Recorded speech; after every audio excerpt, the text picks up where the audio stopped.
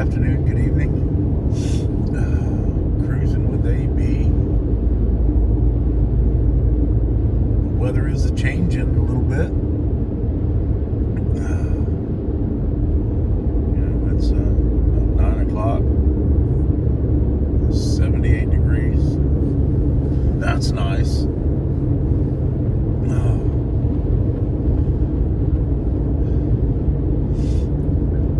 Well, I'm kind of excited. Kinda. Sorta.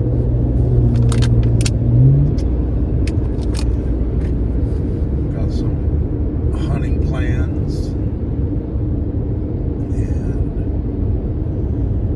I'd like to go out to my buddy's property and get set up for my little stuff I have going on out there, like the trap and things. He texted me, and my gosh, the truck is loud. He said all the feeders are filled up and they all work. And yes, we do feed the deer down here in Texas. It is 100% legal. Talk about that for a little bit. It all depends on where you live in this country. Some states don't allow you to bait the animals, and there's all this big discussion of, well, that's not really hunting. You're not really a hunter. You're just waiting for the animal to come and eat. And you can't argue that point. Doesn't necessarily mean that they're going to come. Some states you're allowed to plant food plots for the wildlife. I believe that part of an exemption, a tax exemption, land exemption here in Texas is you need to have some wildlife management stuff on your property to be able to qualify. And I think one of the things you've got to do is you've got to have a way to collect water for the animals to drink, provide them, feed. I don't think you have to do it year round. I could be wrong on that. You have to have certain types of vegetation on your land.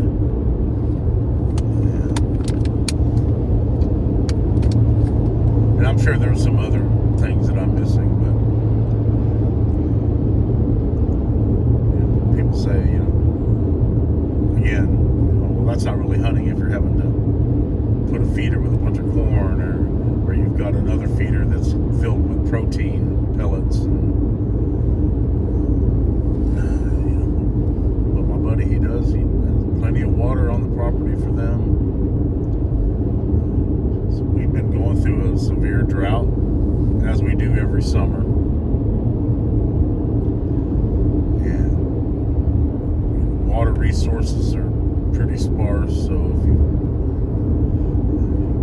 one way to get animals onto your property is to provide them with water.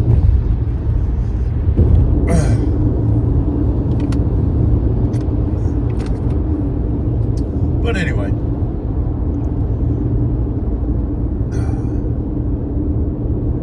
people that when they get older, they're not able to run around, and I guess they call that spotting and stalking. You spot an animal, then you sneak up on it and harvest that animal. And that's fine. For younger hunters, I personally have done that many times in my life. Never used to hunt out of a fixed blind, as they call them down here. I've always just been walking around through the woods, or maybe I found a tree and I climbed up into that tree, or sat up on the side of a hill somewhere and just was able to see down in the valley.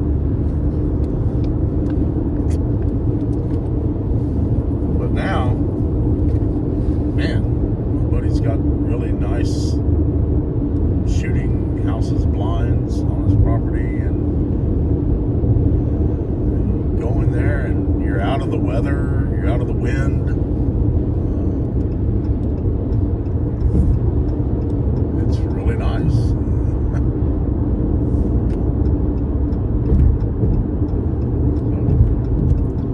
Anyway, that's what I plan on doing this week, and I'm gonna probably go bird hunting one day, and maybe head up to my buddy's property on Sunday and go check out the hog trap and see what's all going on out there. But anyway, I'll talk with you guys later.